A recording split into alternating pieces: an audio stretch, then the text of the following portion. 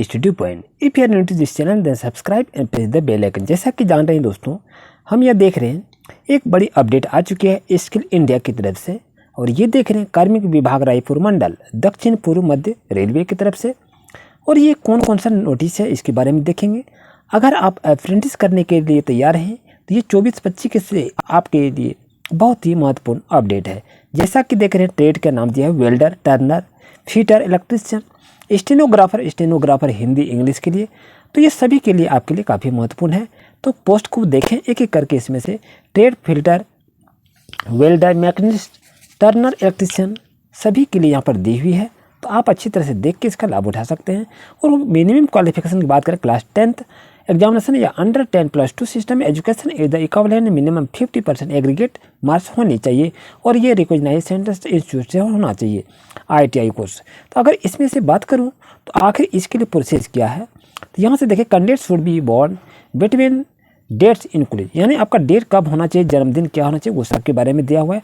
लेकिन चलिए आपको दिखाते हैं हिंदी के साथ में आपसे डिस्कस करते हैं। तो जैसा कि जान रहे हैं दोस्तों, ये नोटिस देख रहे हैं कार्यालय ऑफिस की तरफ से दिनांक 2 अप्रैल 2024 को निकली हुई है। अधिसूचना की बात करें तो वर्ष 2023-24 के लिए दक्षिण पूर्व मध्य रेलवे रायपुर मंडल तथा बेगन रिपेयर शॉप रायपुर में अप्रेंटिस एक्ट 1961 एवं अप्रेंटिस नियम 1962 के अंतर्गत एक्ट अप्रेंटिस का नियोजन के संबंध में आवश्यक सूचना।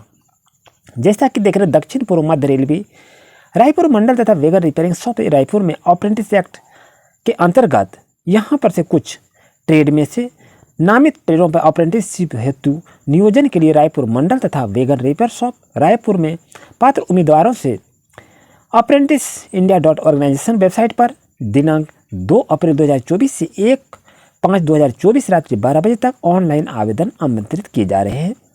तो DRM ऑफिस रायपुर मंडल की तरफ से यहाँ पर देखें सभी का ट्रेड इसमें दिया हुआ है, ध्यान से इसको देख सकते हैं। ट्रेड का नाम दिया है welder, Turner, fitter, electrician, stenographer अंग्रेजी हिंदी के लिए, कोपा के लिए, हेल्थ एंड सैनिटरी, ये सभी के लिए देख सकते हैं। कैटेगरी वाइज यहाँ पर लिस्ट दी हुई है। उसके बाद कुल इसमें से 339 पोस्ट की बात कही गई है। अगर यहाँ से देखें तो ये रायपुर सेंटर के यहाँ पे दी हुई है। तो यहाँ पे आप अच्छी तरह से देख सकते हैं कौन कौन ट्रेड में कितने कितने सीट वैकेंट की गई है।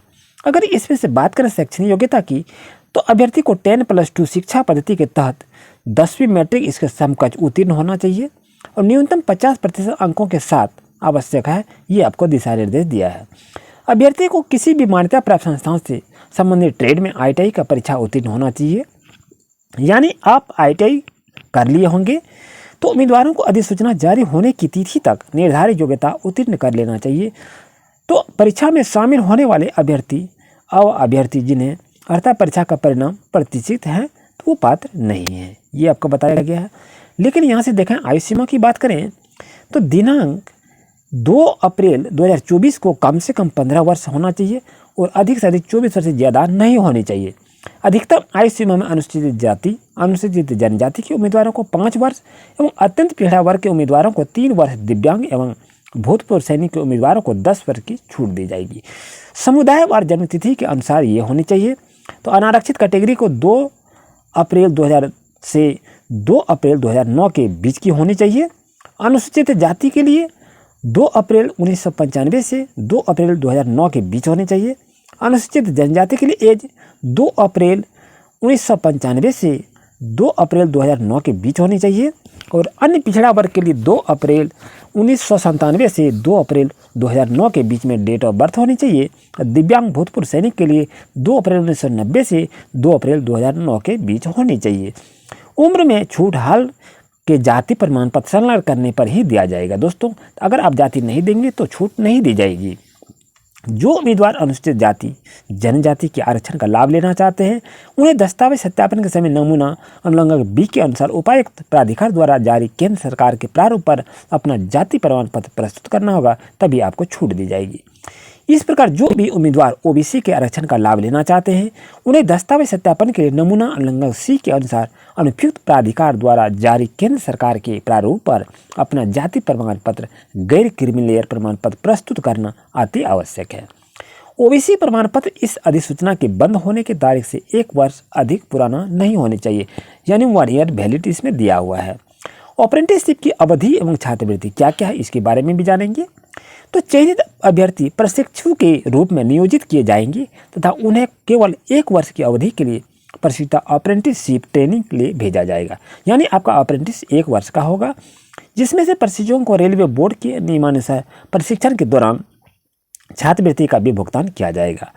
अप्रेंटिसशिप ट्रेनिंग पूरी कर लेने के बाद उनका प्रशिक्षण समाप्त हो जाएगा, ये बताया गया। और चयन प्रक्रिया कैसे होगा, तो प्रवीणता सूची के अनुसार यानी मेधा सूची की तरह मापदंड अपनाया जाएगा। अभ्यर्थी द्वारा मैट्रिक न्यूनतम 50% अंकों के साथ आवश्यक होगा तथा ITI में प्राप्त अंक प्रतिशत को समानुपातिकता देते हुए प्रवीणता सूची जारी की जाएगी, यानी मेधा सूची। और इसमें से मेडिकल आपका चेकअप होगा। तो संविदा के आधार पर चयनित उम्मीदवार अनुबंध देना होगा और यह नाबालिग है तो उसके अभिभावक को नियोक्ता के रूप में प्रशिक्षु के अनुबंध में पालक अभिभावक का हस्ताक्षर किया जाना है, यह बताया गया है। तो इस तरह से आज का नोटिफिकेशन था दोस्तों। अगर किसी तरह कोई असुविधा हो रही हो तो वीडियो को पाते ही जरूर से जरूर कमेंट करें। मिलते हैं न्यू क्लास में न्यू अपडेट के साथ। Thank you for watching my video. Please like share and comment. विस्तृत जानकारी के लिए यहाँ पर मोबाइल नंबर दी है, यहाँ से आप कॉल कर सकते हैं। यह वेबसाइट पर भी जाकर आप विजिट कर सकते हैं। Thank you very much.